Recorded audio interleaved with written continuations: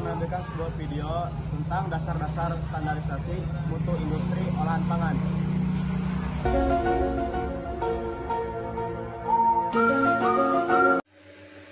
Oke, assalamualaikum warahmatullahi wabarakatuh. Di sini saya akan menjelaskan standarisasi mutu. Jadi standarisasi mutu nasional itu adalah standarisasi yang dibuat oleh pemerintah pusat dan dilaksanakan secara sektoral atau oleh departemen-departemen. Untuk produk pangan yang melakukan standarisasi mutu nasional adalah Departemen Pertanian, Departemen Perindustrian, dan Perdagangan, dan Badan POM yang dikoordinasikan oleh Badan Standarisasi Nasional atau BSN.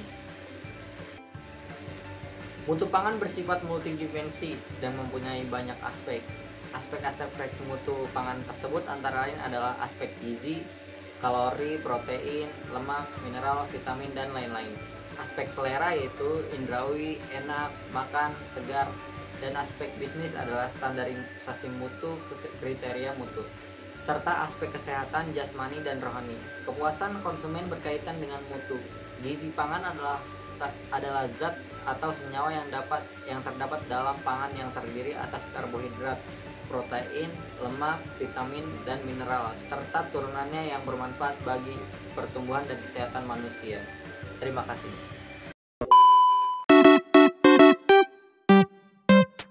Halo semuanya, nama saya Rasya Zahra Ramadhani dan kali ini saya akan menjelaskan apa itu GMP. GMP atau Good Manufacturing Practices merupakan bagian dari Sistem Hazard Analysis Critical Control Points atau HACCP yang merupakan suatu sistem yang dirancang untuk mencegah terjadinya masalah kualitas produk makanan baik yang disebabkan oleh 3 faktor, yaitu faktor biologi, kimia, maupun fisis atau Food Safety Problem. GMP merupakan persyaratan dasar bagi industri pangan sebelum mendapatkan sertifikat PIRT. Peran GMP dalam menjaga keamanan pangan selaras dengan penerapan prerequisite HACCP. Prerequisite merupakan prosedur minimum yang harus dipenuhi pada seluruh mata rantai proses pengolahan makanan, mulai penyediaan bahan baku sampai produk akhir berkaitan dengan suatu proses untuk mencegah kontaminasi akibat dari produksi atau pengolahan pangan sehingga menghasilkan produk yang aman. Ruang lingkup penerapan GMP meliputi lokasi dan lingkungan produksi bangunan dan fasilitas. Adapun juga peralatan produksi suplai, air atau sarana penyediaan fasilitas dan kegiatan higien dan sanitasi, kesehatan program, karyawan pemeliharaan dan program higien sanitasi karyawan, penyimpanan, pengendalian proses, pelabelan pangan, pengawasan oleh penanggung jawab, penarikan produk, pencatatan, dokumentasi, serta karyawan pelatihan. Saya Nika Alfananisa, di sini saya akan menjelaskan tentang halal dan bagaimana mendapatkan sertifikat halal. Halal sudah menjadi bagian dari hidup seseorang muslim. Aspek halal sangat luas seperti makanan, minuman, obat-obatan, kosmetik, dan lain-lain. Pada produk makanan, informasi mengenai halal bisa dilihat dari label atau logo yang dicantumkan pada kemasan. Jika produsen memasang logo halal, berarti produknya telah melalui proses audit yang panjang. Audit dilakukan mencakup beberapa hal, di antaranya pemeriksaan data yang diajukan, pemeriksaan proses produksi, laboratorium, pengemasan, penyimpanan, transportasi, distribusi, pemasaran, penyajian, hingga penetapan sertifikasi halal. Pasal 2 KMA RI nomor 519 tahun 2001 tentang lembaga pelaksanaan pemeriksaan pangan halal. Selanjutnya ada cara mendapatkan sertifikat halal. Pertama, mendaftarkan diri dan melampirkan berkas persyaratan. Selanjutnya, BPJPH akan meneliti persyaratan yang telah dilampirkan. Ketiga, melakukan audit dan pemeriksaan produk. Keempat, menyerahkan hasil pemeriksaan kepada MUI untuk dikeluarkan fatwa. Dan terakhir, mengeluarkan sertifikat halal jika sudah lolos audit. Sekian. Selanjutnya, saya akan sedikit menjelaskan apa itu sertifikat kelayakan pengolahan atau SKP. SKP adalah sertifikat yang diberikan kepada unit pengolahan ikan atau UPI yang telah menerapkan cara pengolahan ikan yang baik. SKP juga merupakan bagian integral penting dalam pengolahan pangan berbasis ikan yang dilakukan oleh pelaku usaha pengolahan dan pemasaran. Berikut merupakan cara untuk mendapatkan sertifikat kelayakan pengolahan atau SKP.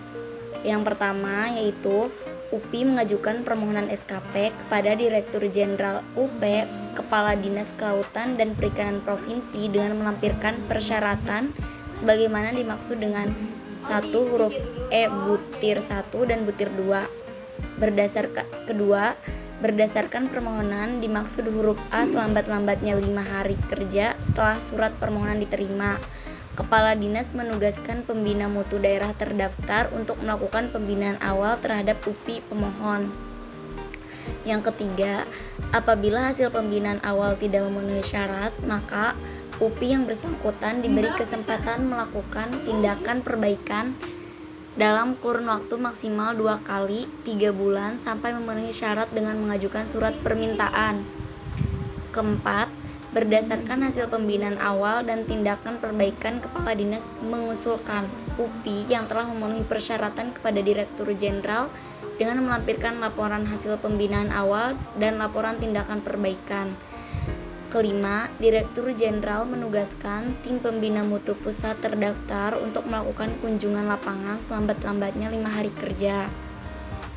Keenam, Direktur Jenderal memberikan nomor pendaftaran kepada pembina mutu pusat dan daerah.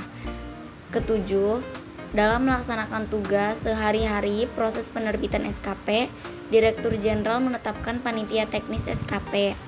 Kedelapan, tim pembina mutu melakukan kunjungan lapang untuk melakukan evaluasi sebagaimana disebutkan pada angka 1 butir E. PIRT atau bisa disingkat sebagai pangan industri rumah tangga adalah sertifikat yang diberikan oleh Dinas Kesehatan Kabupaten atau Kota di Indonesia. Untuk produk pangan yang diproduksi oleh industri rumah tangga, sertifikat ini menunjukkan bahwa produk pangan tersebut telah memenuhi persyaratan keamanan pangan yang ditetapkan dan layak untuk dikonsumsi. Adapun langkah-langkah untuk mendapatkan sertifikat ini diantaranya yang pertama pengajuan permohonan, di mana produsen harus mengajukan permohonan kepada Dinas Kesehatan setempat dan melampirkan dokumen seperti formulir pendaftaran, data produsen, jenis produk, label produk, dan lokasi produksi. Yang kedua, penyuluhan keamanan pangan, di mana calon produsen wajib mengikuti penyuluhan tentang keamanan pangan yang diselenggarakan oleh Dinas Kesehatan. Penyuluhan ini meliputi materi tentang hygiene dan sanitasi, cara produksi pangan yang baik.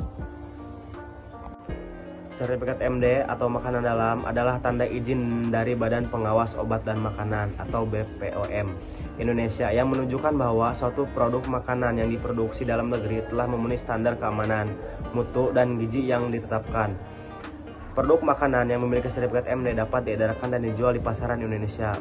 Adapun langkah-langkah untuk mendapatkan sertifikat MD, yang pertama pendaftaran, yang kedua evaluasi dokumen, yang ketiga inspeksi fasilitas produksi, keempat pengujian laboratorium, kelima penerbitan sertifikat. Di mana sertifikat MD penting karena menjamin konsumen bahwa produk yang mereka beli aman dan telah memenuhi pengawasan yang ketat. Selain itu, sertifikat ini juga mendukung produsen dalam memenuhi standar internasional, yaitu dapat membantu dan dalam ekspansi pasar ke luar negeri. Jadi di sini saya akan menjelaskan tentang Hazard atau HACCP.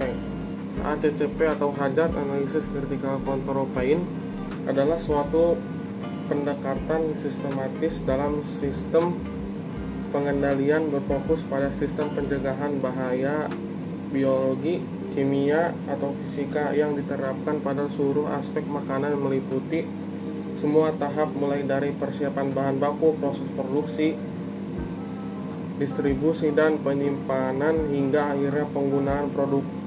Di sini saya akan menjelaskan tentang The International Organization for Standardization atau yang disebut ISO. ISO menerapkan pengertian standarisasi mutu adalah suatu spesifikasi teknis tentang mutu suatu komoditas atau dokumen lain yang dapat dipergunakan untuk umum yang dibuat dengan cara kerjasama dan konsensus dari pihak-pihak yang berkepentingan berdasarkan pada hasil konsultasi ilmu, pengetahuan, teknologi, dan pengalaman sehingga standarisasi mutu itu dapat dimanfaatkan masyarakat secara optimal. Sekian dari saya, terima kasih. Sekian dari kelompok kami, kurang lebihnya mohon maaf. Wassalamualaikum warahmatullahi wabarakatuh.